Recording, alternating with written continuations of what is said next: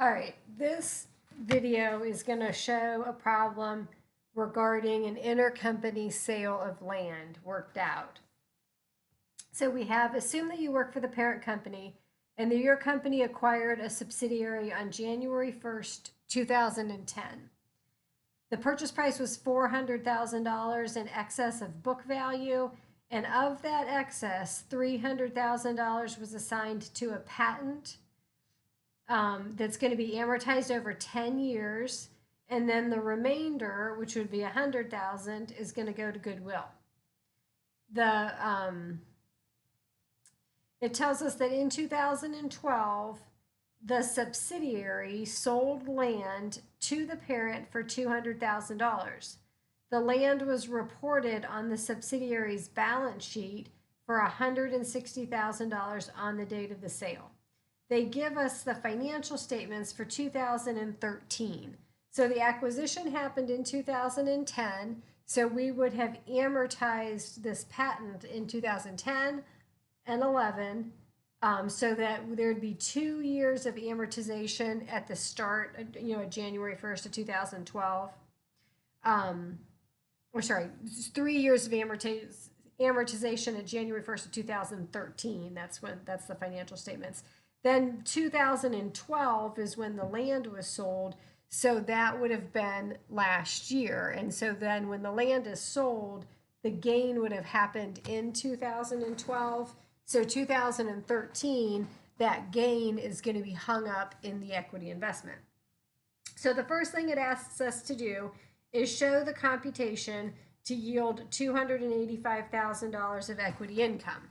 So if you could go to the income statement, which, let me see, if I go over here, oops, up here. Okay, so then again, just if you don't focus, just let's focus on the parent in the sub column. So the sub has net income of $315,000. So then that's where we start.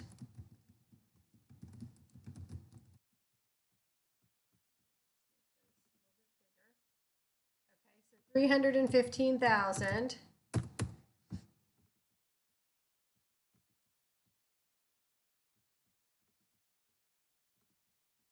Then we're going to adjust that for the amortization of the patent. So again, it's $300,000 that they're amortizing over 10 years.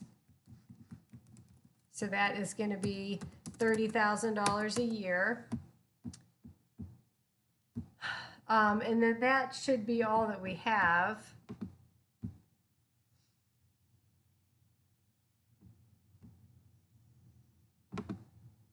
So then I'll pick up my auto sum. Okay, that's $285,000.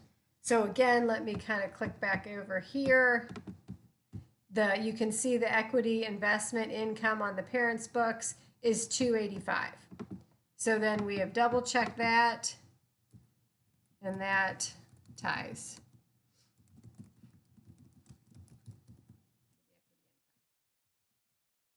Okay, then the next thing it says is, okay, show the computation to yield the $2,014,050.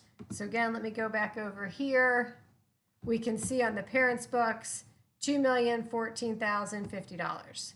So then I go through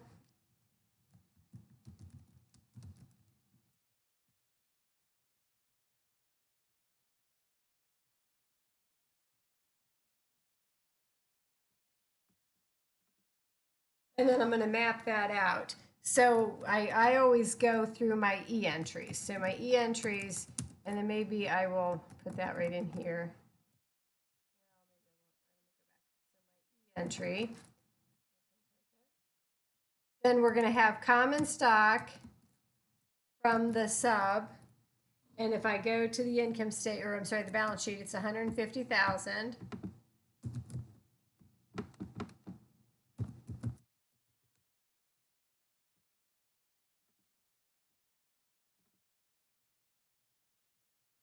And then the paid in capital, again, if I go to the balance sheet and just pick that up, that is 187,500.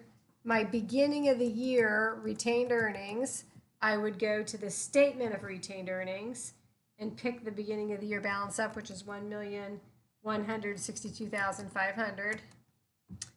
And then I'm going to sum those, and that is going to be my total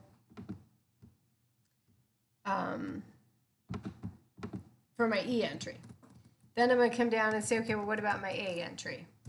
So my A entry, I know that I have that patent. Now the key to this is the patent would have started at 300,000, but then we would have amortized out 2010, 2011, and 2012, so 3 years. So I would take my 30,000, multiply that by 3, which would give me 90,000, and then subtract that from my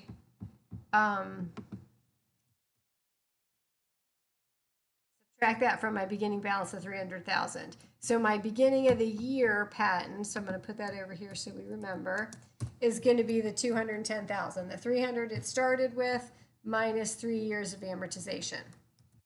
Then we have goodwill. So again, I will sum those up to get to my total. All right, then my C entry, I deal with my equity income, which we've mapped out above, 285,000. Okay, and then I'm going to subtract my dividends. And then again, the dividends, I go to the statement of retained earnings. So again, if I go over here, we've got our statement of retained earnings. The dividends are $40,950. So then I subtract those out. Okay, then I'm going to skip a little line, come down here, and I'm going to sum these. So if I take that plus this, I've got $2,054,050. So again, going back here, I'm trying to tie out to the $2,014,050. So I'm missing something. So what you're missing has to do with the sale of land. So it doesn't ask us to map that out, but we need to. So I'm going to map it out. So if I go back to the problem, it tells me that the subsidiary sold land to the parent for $200,000, and the land was reported on the subsidiary's balance sheet for $160,000. So they got $200,000 in proceeds. They had $160,000. Whoops, too many zeros. Cost or historical cost. So then again, I'm going to sum these. They would have had a $40,000 gain on the sale, but it's in 2012.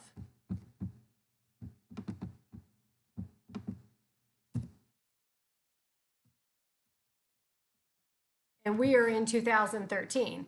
So what happens is that $40,000 of that gain that was reported in 2012 would have been eliminated, and it gets hung up in the equity investment. And it is going to be the other direction, though. It's going to reduce it. So then that is going to be our I gain entry.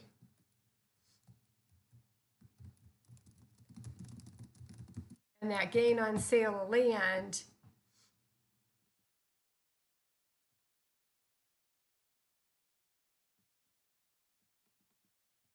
is gonna be included in there. So then now if I take this and I add that cell to it, then you can see I tie out. So go back up here, that's what I'm trying to tie to. So then now that ties to my equity investment. And then I know I've properly accounted for everything. So the sale on land is easier because we don't have to deal with the depreciation.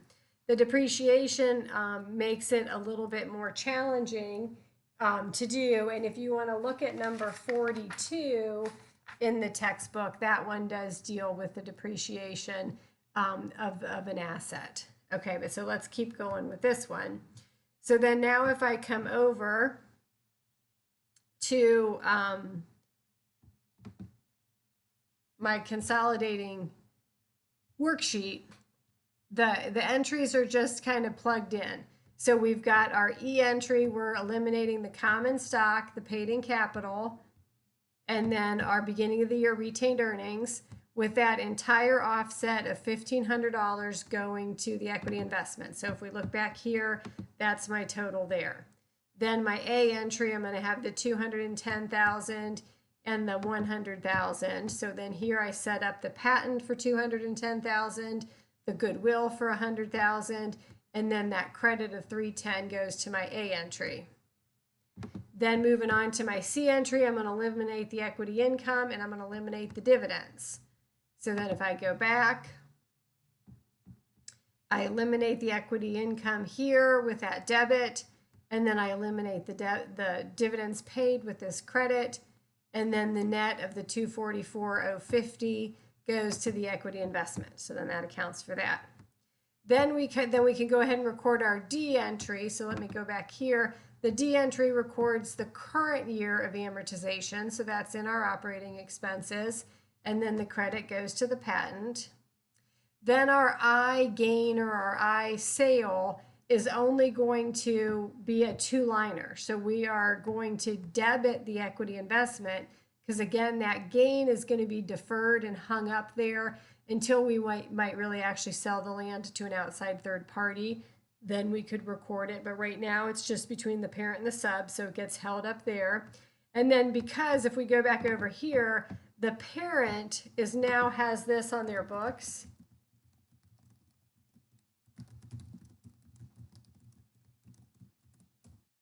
At 200,000. So when they would have recorded it, they would have debited land, which rolls up into the property, plant, and equipment, and credited cash.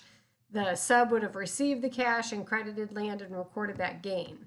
So you got to kind of think those through. But so then now what we want to do is we want to reduce the value of the land by that 40,000 and then put the gain in the equity investment. Then once you have all the entries in, double check that our debits equal our credits, and then go through our rules. So again, our rules say we need to zero out our equity income.